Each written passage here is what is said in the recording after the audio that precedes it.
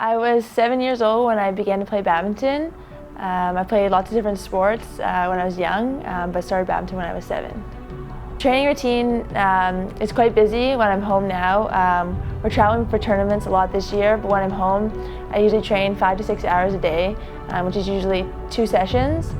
One definitely on-court session every day, and then on the other days it alternates between a second on-court session or a session in the gym. So doing weights, cardio, running, skipping, anything like that. My mom played as an adult, so she introduced me to badminton along with a lot of other sports like tennis, swimming, basketball. When I was about 12 to 13, my parents told me I could keep playing lots of sports or pick one and really be focused and dedicated on it and become the best I can. And so at that point, I enjoyed badminton the most, so I picked badminton and focused on it.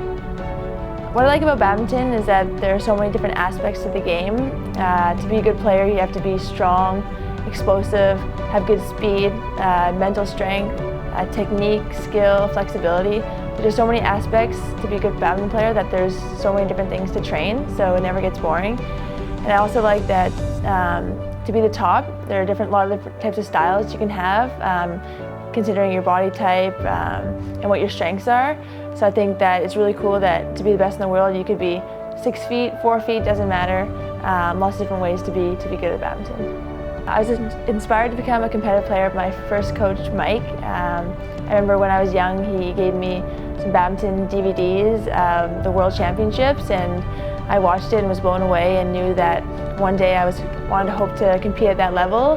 And so since a young age, I set the goal for myself to eventually qualify for the Olympic Games. The advice I'd give to kids who want to become a top badminton player is that if it's your passion, it's definitely worth pursuing.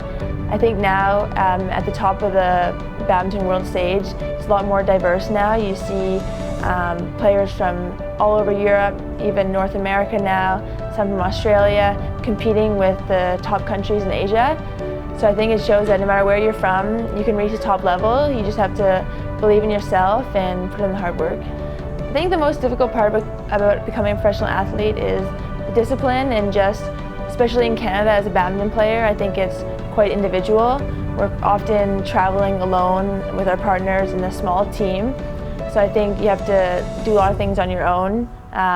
You're traveling without a coach, without a physio.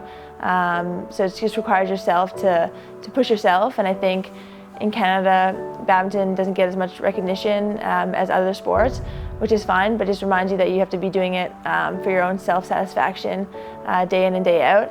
And I think, yeah, just the road this year can be lonely at times. You're away from your friends and your family, but it's definitely worth it if you still love to play.